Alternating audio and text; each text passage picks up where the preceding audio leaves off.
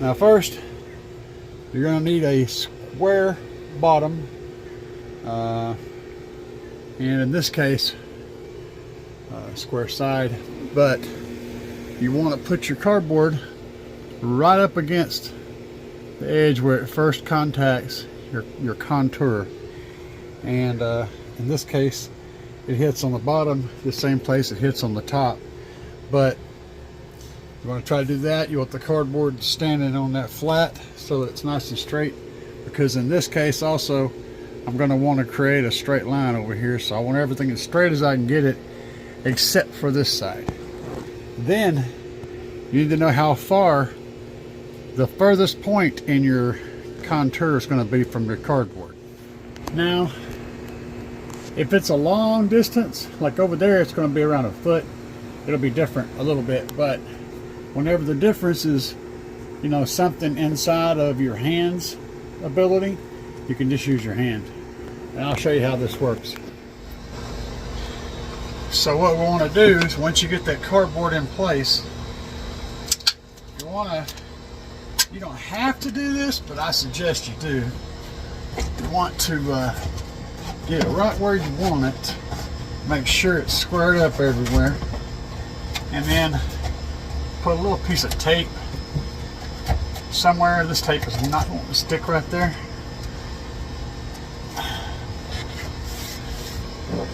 And a couple of little pieces of tape to hold it in place so that it doesn't move around on you. I find that to be the best. That way you're not trying, you got a free hand. Then you want to take your hand and see if I can, this is, oh man, I'm wrong-handed for this. Alright, so made myself a tool with a stick, a piece of wood. You want a nice small end so it fits in the contours and doesn't create a problem, and you just tape your pin to a stick. You can use a drumstick, that works pretty good, but I don't happen to have one of those handy. Let's see if we can get this done. Let's find our furthest distance, which is right here. And gotta watch my contours. I got a buckle thing over here, so I'm going to try to go over that. Alright, get that part, and then we just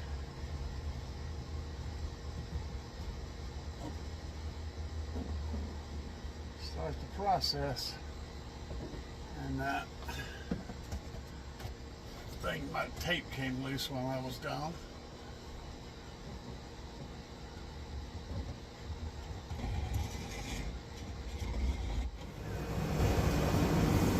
Alright, once you get your shape drawn out, then you need to grab up some knife and a nice hard flat surface. I don't have either of those right now. I have scissors. Alright, so now we take our piece, put it back in here, and see where we messed up at. And the bottom is really pretty dang good. This part over here is a little bit off, but I can see that it would be better if I do that.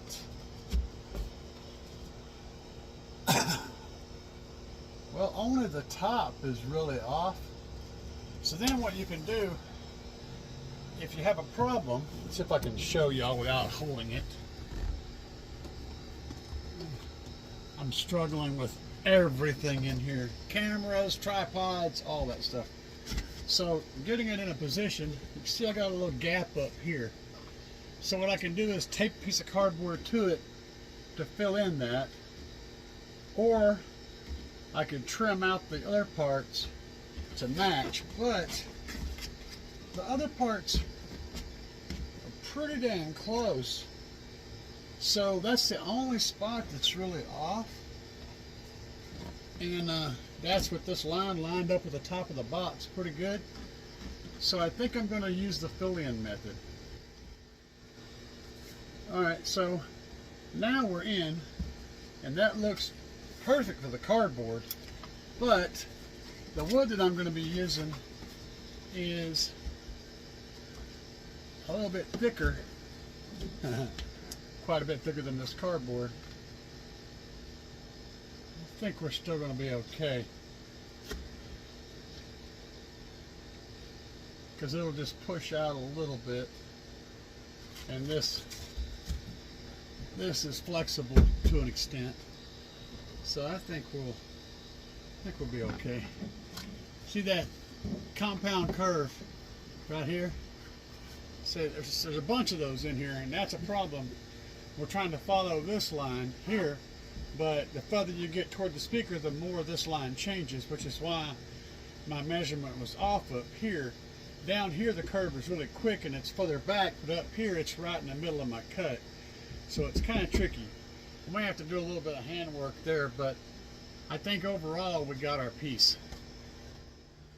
Alright, so we thumbtacked it on here, and then I went around the back and I reached in there, and hopefully we got us a line right here, which is our straight cut.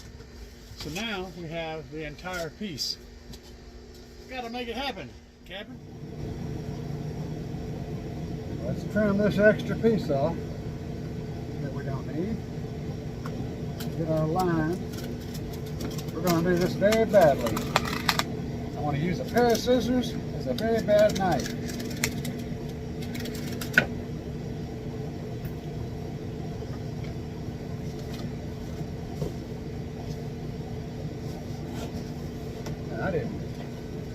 I didn't even do that well. Well, let me tell you, we're on a roll today. No razor knife. Don't know how to use a pair of scissors. Can't hold on to cardboard. I just did it. So there. No do-overs. Alright. So all I need to do is pull this line up on the top and bottom or somewhere up to the edge of my piece that I'm cutting, because the straight edge is going to be way better than anything I would draw or cut.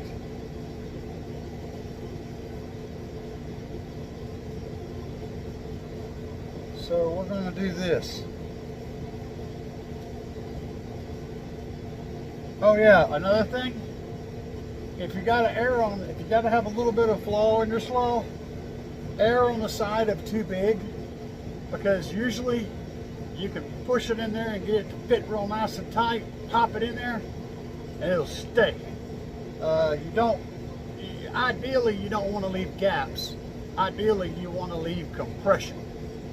So err on the side of bigger than smaller.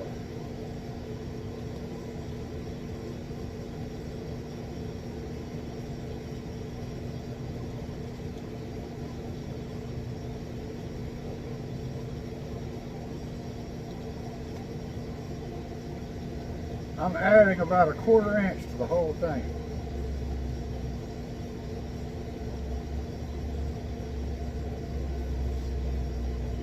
In this case.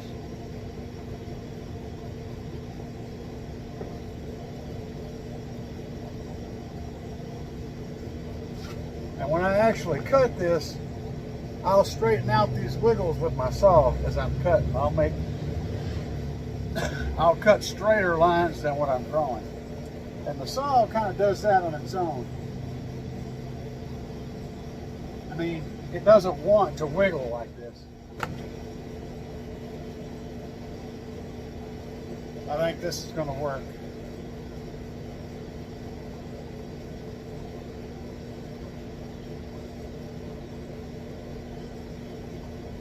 Should go right in there. So now I'm thinking about, before I do my cuts, I'm thinking about, do I want one side of this or the other side to show? Because I should have thought about this before, but I am thinking about it right now. This is the recess side, so that's the side that's going to be visual, which I don't really care because I'm going to paint it anyway and cover it. But if it's important to you, Make sure that you've got that right. You may have a finished side and a flat side. You go, oh crap. Well, you can fix it right now. Once you cut it out though, yeah, you're stuck using the back side of whatever it was you wanted to use. Now, this here old beat up saw, I call Joe Biden, for obvious reasons.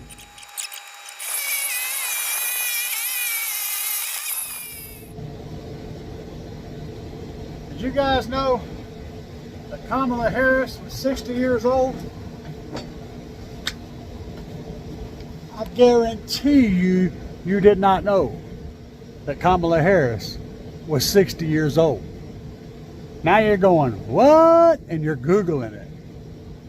And now you're reading it and you're going, holy crap. Yeah, that's exactly what Trump said. He had no idea either till just the other day. Which made up, straight made that look good. All right. Let's do this in one cut. I don't want y'all to think I cheated and made two of them. Which I'm going to, but not this one. It's going to be a little different on the other side. I'm going to try to get y'all in here and set you up. And I'm not even going to look before I get you. You guys are going to see it at the same time I do. And lay it down here so I can get y'all. Man, see what happens when you drink before you watch videos? You can't stand up. And then we all got to live with your failures. All right, let's see if we can get you to stay right there. Don't fall. All right, here we go, guys. I have no idea if I'm even putting this in right. I think I have it upside down. Do I have it upside down? I think I do. Okay, let's see what this does.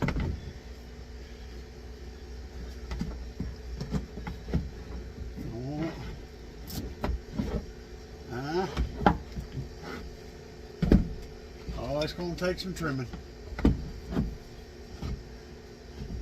but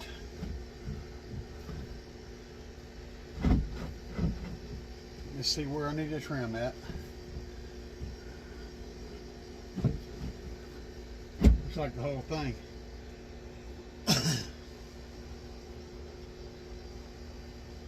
We'll get it though. It's because of this compound curve is what it is. That's part of the problem anyway. A non-perfect shape is another part, but you get my meaning. We'll get it in there. Alright guys, that's where we're at. Fitted piece. Took me a couple cuts. The main reason everything went a little bit wonky was because of that compound curve. One of them down here at the bottom, when you went to push the piece in, this area that was up against gets further and further like this, so yeah, putting a cube in the space of a square sometimes be problematic, even for Joe Biden. I'm only going to film the whole process of one of these, but I got 4 of them to make, and I need to focus on what I'm doing, not dragging you around. So you go over there in a corner with Joe, because you've been a bad boy or girl or whatever you identify as.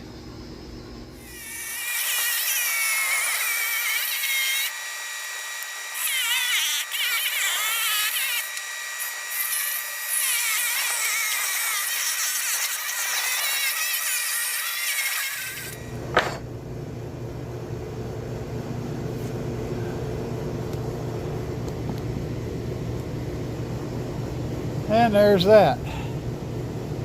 I don't know if it looks more like Texas or Oklahoma. Tahoe was made in Texas.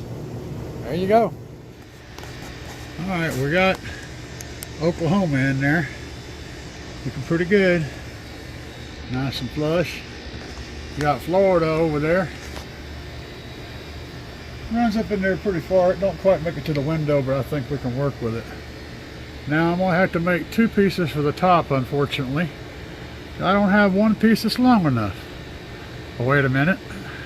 Might have, I don't know. But if I'm using this material, I definitely will have to make 2 pieces.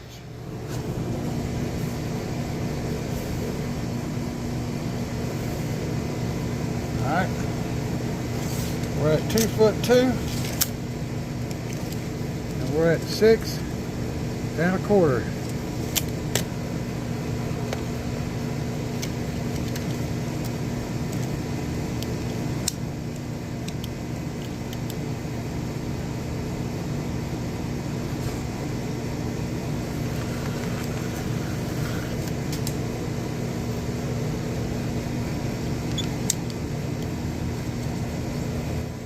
So, ceiling starts to curve right about 22.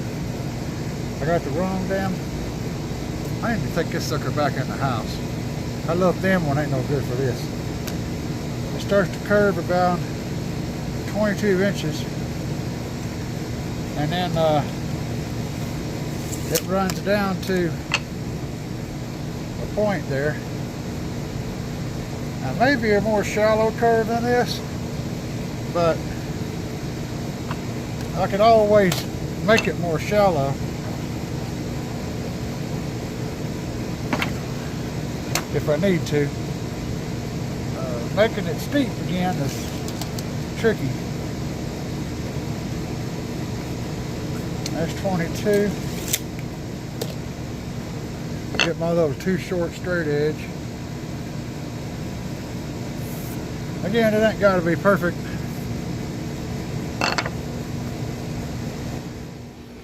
Alright, we got our top pieces cut. And not too bad. I had to dog ear a little more to line up with the angles, and we got some holes, but we can work around these problems. I got about 95% of it filled up. I got to cut that leg off down there. And, but I got my pieces cut. That was the pain in the butt part. Was getting Oklahoma over there and Florida, and I guess Tennessee and Kentucky up there lined up. So there we go. Got her done.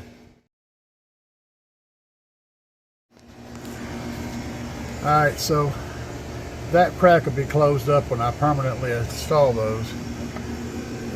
That over there is going to stay for now, and there's a few little gaps and places. So here's how I'm going to do this side. That's going to all get expanded foam in those cracks. Except for down there, that's going to get a whole piece of wood. This up here on the top is going to get a rubber strip that goes across it, and then this area over here is going to get expanded foam. Down there is going to get some wood and expanded foam to fill in those gaps on the hard plastic. And on the window. I ain't gonna do it up there, but I can do it on the glass and that hard plastic. So that's the plan. But not too shabby for a piece of cardboard. Alright, so how to attach. I got my piece over there, my piece over here, and my other pieces right there. But I got this big old post up here, and it hangs over on both sides. And again, this was one of those trash items, so it'll work good. I can screw it with some 2-inch screws up from here and put glue on it, of course, and then screw it from up there. But before I do that, I can get my measurements and mark right here and on the other end and get some of those L brackets I used, right, and use that to mount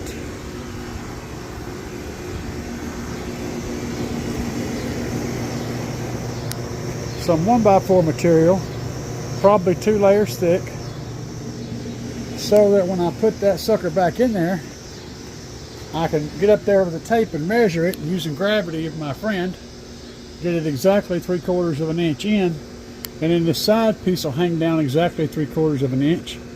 And then I can go inside, reach in here up at the top where it's got some backing from that bracket, and run a 2-inch screw through there, and then do the same thing on down with glue behind that too, of course. Same thing on the other side, and that will give me somewhere to screw those things to and glue, and things will just come together. I got a plan and it's solid. I need to get some L brackets and some 2-inch screws and some sort of good adhesive. I may use the Titebond 3. I may also use liquid nails or F26. Just depends on what I get. I don't know. I've used all three and they all work good. One thing I like about the F26 is it's thicker, and once it'll actually create a bond without being completely tight. If it's got a little crack, it'll still create a hard bond there. So I may use F26 to get this frame in there, and then get the wings in place. Now on the bottom, I can obviously run a board all the way over to the side, and then over there I'll have it go all the way over and then cut off and go over like that over the top of the fuses, and then I'll expand the foam behind it to fill in around those cables. And yeah, y'all got the idea. So yeah, we're working with something now, baby. We're working with something. Oh, look at my stupid leg. Look at that. Yeah. I was coming down that step, and well, actually I was stepping out of the first one, and my knee just gave out right there, and I went down on the ground right there, rolled around like an idiot. That's the worst of the damage. You always aim your knee right for the concrete. Never fails. I managed to avoid smashing my elbows up too bad, or my hands, but I got my knee real good, and I rolled it out, but you know, knee action. I straight up pulled a Joe Biden on that one, except he was going up the stairs.